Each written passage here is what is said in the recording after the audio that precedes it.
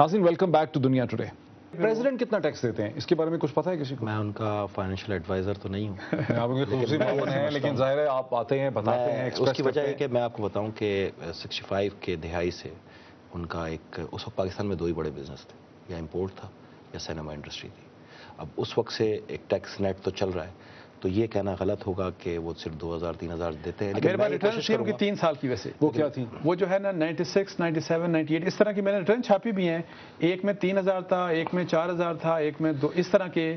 اچھا, یعنی کہ 10,000 سے کم تھی 3 سالوں کی. میں وہی گزارش کر رہا ہوں 96, 97, 98 جو ہے وہ ایک زیر عطاب سال تھے.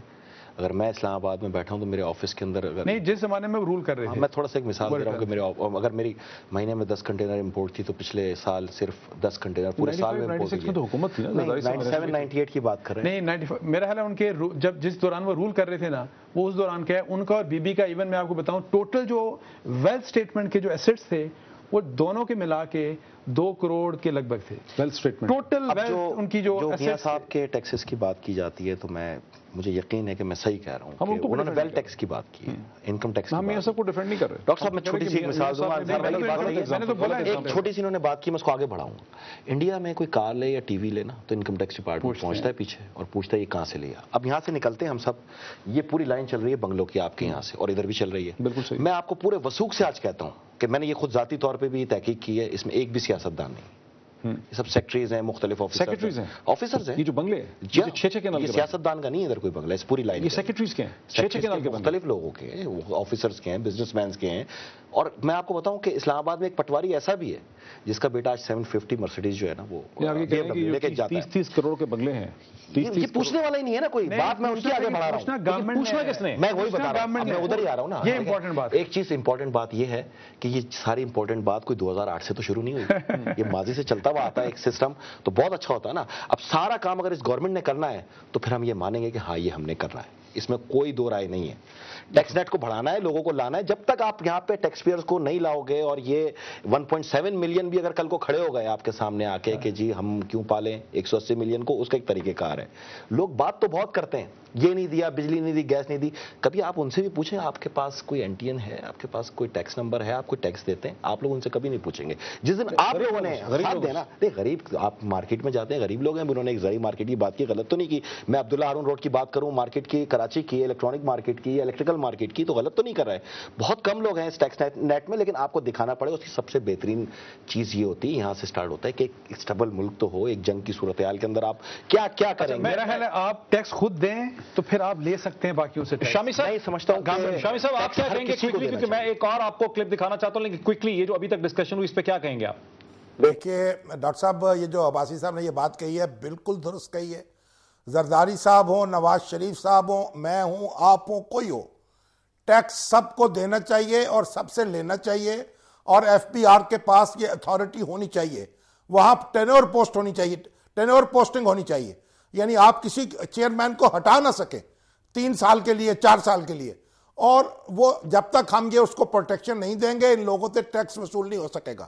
لیکن اب ہم ٹیکس کی بات پہ آ گئے ہیں, ہم کرپشن پیچھے رہ گئی ہے. میں ڈاکٹر صاحب ایک بات آپ سے عرض کرنا چاہتا ہوں. میں شامی صاحب میں اسی میں ایک چیز آپ کو دکھانا چاہتا ہوں, ذرا اپنا کامنٹ ہولڈ کیجئے. میں ایک اور کلپ آپ کو سناتا ہوں رچرڈ ہالبروک کا اسٹریٹجک ڈائلاگ کے درمیان ہم لوگوں سے میڈیا سے بات کرتے ہوئے. انہوں نے کیا کہا جب انہوں نے یہ کہا کہ ایشین ڈیولپمنٹ بینک اور ورلڈ بینک نے ایسٹیمیٹ کیا کہ $9.5 بلین چاہیے پاکستان کے ٹوٹے ہوئے, فلڈ میں ٹوٹے ہوئے سٹرکچر کو دوبارہ سے بنانے کے لیے, امپروو کرنے کے لیے نہیں, صرف اس کو دوبارہ کھڑا کرنے کے لیے. اور یہ پیسہ کہاں سے آئے گا وہ ذرا میں کلپ آپ کو سنانا چاہتا ہوں. The World Bank and the Asian Development Bank presented a damage needs assessment with an estimate of about $9.5 billion in damage repair, not to make it better than it was, but just to repair it. $9.5 billion. It is frightening to come up with $9 billion in this circumstance. And the Pakistani government has acknowledged that they will have to find ways to increase their own revenue base. There has to be a way for Pakistan to increase its own revenues, because the outside world is not going to be able to pay 100%. On the emergency part, we're there. But on the reconstruction part, it has to be a shared responsibility. We'll do our part, but the Pakistani will have to do their part. لیجیے شامی صاحب، ابھی آپ نے سنا، میں سیدھا آپ کی طرف آتا ہوں. بات پھر واپس کرپشن کی طرف آ جاتی ہے. ہم ٹیکس کی طرف اس لیے گئے تھے کہ بات ہو رہی ہے کرپشن کی، پرسیپشن کی، اور پاکستان کے بارے میں پرسیپشن یہ ہے، پاکستان کے بارے میں عالمی تاثر یہ ہے ملک میں ملک سے باہر کہ پاکستان میں بے انتہا کرپشن ہے. ٹیکس نہ دینا اس کرپشن کا حصہ ہے. لیکن یہاں رچرڈ ہالبروک کہتے ہیں کہ $9.5 بلین سارے انٹرنیشنل کمیونٹی ریز نہیں کر سکے گی، پاکستان کو بھی اپنا شیئر جو ہے اس میں ریز کرنا ہوگا. اور یہاں ایک اور سوال کرپشن کے حوالے سے جو بڑا خدشہ ہم دیکھتے ہیں واشنگٹن میں، وہ یہ ہے کہ اتنا بڑا پیسہ جب پاکستانی ریاست میں انجیکٹ کیا جائے گا، اگر 5 بلین 6 بلین، یہ ان ایڈیشن بات ہو رہی ہے، یہ اس پیسے کی بات ہو رہی ہے جو کیری لوگر بل سے ہٹ کے ہے، یہ اس پیسے کی بات ہو رہی ہے جو $2 بلین پاکستان کی افواج کے لیے انہوں نے مختص کیا، اس سے ہٹ کے بات ہو رہی ہے کہ اتنا بڑا پیسہ جب انٹرنیشنل کمیونٹی یہاں انجیکٹ کرے گی، اور ایک ایسے ملک میں جس کے بارے میں پرسیپشن ہو کہ یہاں پیسہ ہڑپ کر دیا جاتا ہے، وہ خرچ نہیں ہوتا، لوگوں کی جیبوں میں چلا جاتا ہے، کیا کہیں گے آپ؟ دیکھیں ڈاکٹر صاحب، بات تو بالکل درست ہے کہ ہمیں بھی خود شیئر کرنا ہوگا. اور جب یہ زرداری صاحب کی طرف سے تجویز آئی تھی کہ مکانوں کو جو شہری آبادی کے ہیں ان کو ٹیکس کیا جائے ایک بار سیلاب کے معاملات کے لیے، تو اس کی بڑی مخالفت کی گئی اور کہا گیا کہ یہ ٹیکس نہیں لگنا چاہیے. حالانکہ اس ٹیکس کی ضرورت تھی اور اب بھی ہے، اور ہالبروک جو کہہ رہے ہیں اس کے نتیجے میں ہمیں خود یہاں اپنے ٹیکس لگانے پڑیں گے اور ریز کرنے پڑیں گے.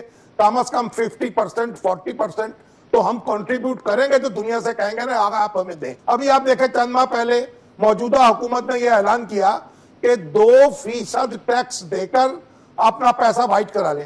2%، اور اس 2% پر بھی لوگوں نے کوئی ٹیکس نہیں دیا. قابل ذکر اماؤنٹ کٹھی نہیں ہوئی کیونکہ لوگوں کو پتا ہے کہ ہمیں تو پکڑنے والا کوئی نہیں ہے. وہ 2% بھی دینے کو تیار نہیں ہوئے. پاکستان دنیا کا واحد ملک ہے جہاں کے اس کے اندر رہنے والے شہری جو ہیں ان کو بھی ڈالر اکاؤنٹ کھولنے کی اجازت دی گئی اور کہا گیا کہ ڈالر اکاؤنٹ جو ہے اس کی کوئی انویسٹیگیشن نہیں ہوگی، اور جو پیسہ آپ ڈالر کی صورت میں جمع کر لیں گے. میں آپ کی بات سمجھ گیا، میں اس کو وائنڈ اپ کرنا چاہ رہا ہوں. باٹم لائن یہ ہے کہ پاکستان اس پرسیپشن کو ٹھیک کرنے کے لیے اور ٹیکس کلیکٹ کرنے کے لیے تیار نہیں ہے، لیکن یہ پرسیپشن پاکستانی ریاست کو بری طرح سے بلیڈ کر رہی ہے. آپ کچھ سجیسٹ کریں گے، کیا محسوس کرتے ہیں کہ گورنمنٹ کو کچھ کرنا چاہیے؟ دیکھیں جی، زرداری، میں پہلے ایک چھوٹا سا جواب دے دوں. زرداری صاحب نے یہ جو ون ٹائم ٹیکس تھا، یہ جتنے گھروں پہ لگایا گیا تھا، وہ تو وڈرا کر لیا پنجاب کی گورنمنٹ نے. ٹھیک ہے، اس میں کہا تھا انہوں نے کہ سب سے پہلے میں دوں گا، اور یہ تمام جو ہے یہ ایک امداد تھی اپنے ان بھائیوں کی جو متاثر تھے، اور اس کو دینے میں کوئی حرج نہیں تھا. اس پہ ڈیبیٹ ہوئی. اچھا، دوسرا میں یہ کہوں گا جی، کوئی بھی فرد ہو، کوئی بھی شخص ہو، مملکت سے اگر وہ محبت کرتا ہے تو یہ مملکت کا تقاضا ہے کہ اس کو ٹیکس دیا جائے.